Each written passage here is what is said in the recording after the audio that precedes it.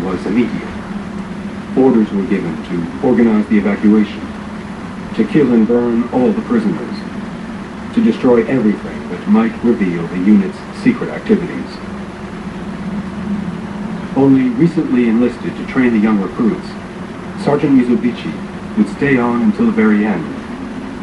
The prisoners, he remembers, were killed by releasing the toxic gas reserves into their cells.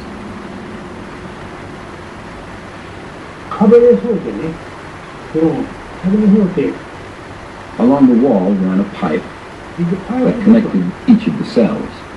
I think that they simply did it like that.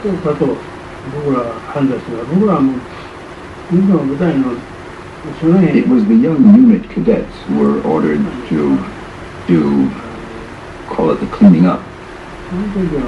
They told me that by the time they'd entered the cells, most were already dead.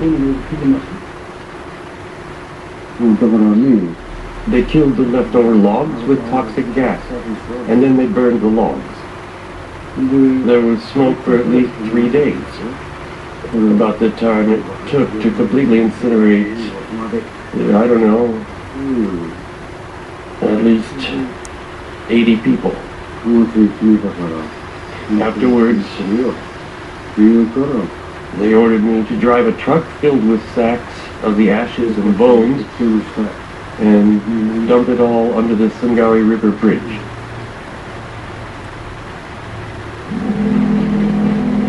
This is the only bridge that crosses the Sungari River.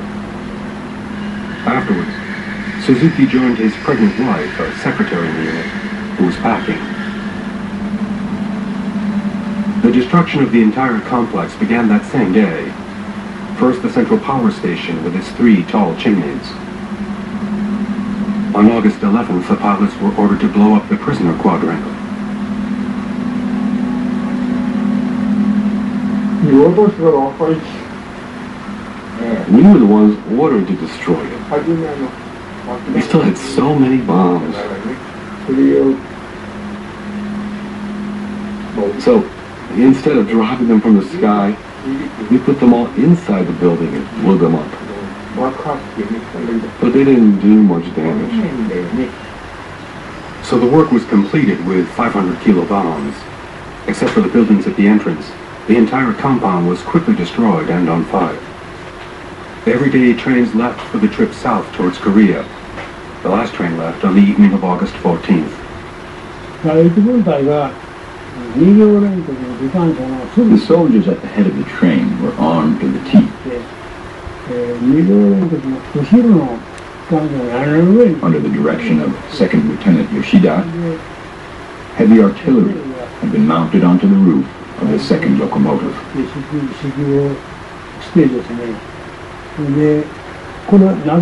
All this was done because we expected to encounter Russian parachute troops somewhere along the route.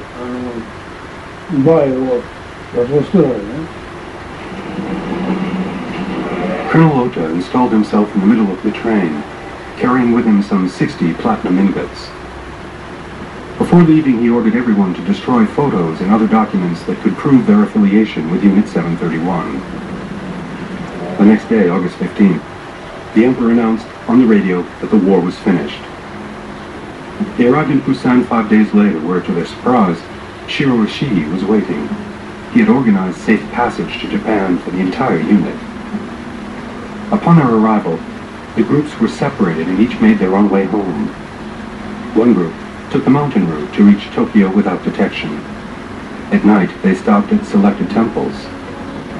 On 2 Ford trucks, they were carrying the platinum ingots and trunks of documents destined for Shiro Ishii.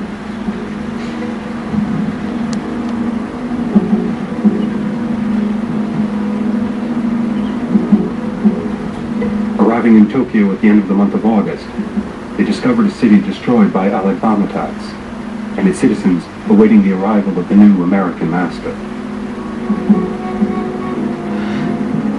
As planned, the cargo was delivered to the military university hospital.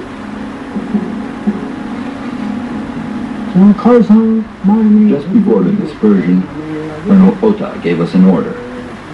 If asked, say only that the unit's activities were epidemic prevention and water purification. That's all. The order was very clear, very precise. On the morning of September 2nd, on the deck of the USS Missouri, the Japanese Minister of Foreign Affairs signed the official act of unconditional surrender. With the war over, 6.5 million Japanese civilians and military personnel were repatriated from all over the Far East. They returned to a devastated country and a ravaged society. And then, in the face of thorough and rapid economic reconstruction, the story of Unit 731 remains like a scab that refuses to heal. A Kizu, as the Japanese would say, that continues to suppress a nation's collective memory.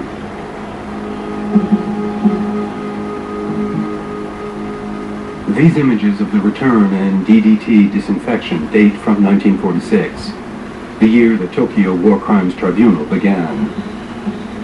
The leaders of Unit 731 were never prosecuted. Not one single condemnation concerned their activities. The unit's ironclad organization was able to suppress anyone tempted to break the silence, especially among the younger recruits.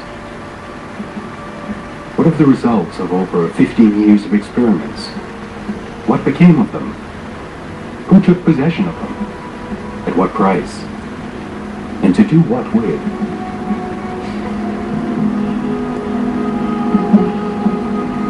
After the war, Shiro Ishii, the leader most responsible for the atrocities committed by Unit 731, calmly ran a family hotel, dying in 1957.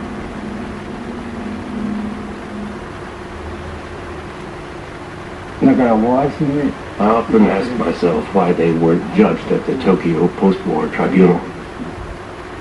It's like a millstone around our necks and keeps us from shedding light on our past. Now the Chinese are bringing legal action against the Japanese. If the crimes had been revealed and tried at the time, all this would have been cleared up long ago.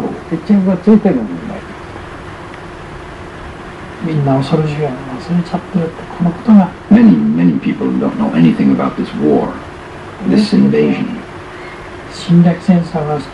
Some say it never could have happened. They say people would have found out that we would never have allowed military doctors to cut people up like that. What's terrible is the ignorance about what really went on there. People don't know anything about this war.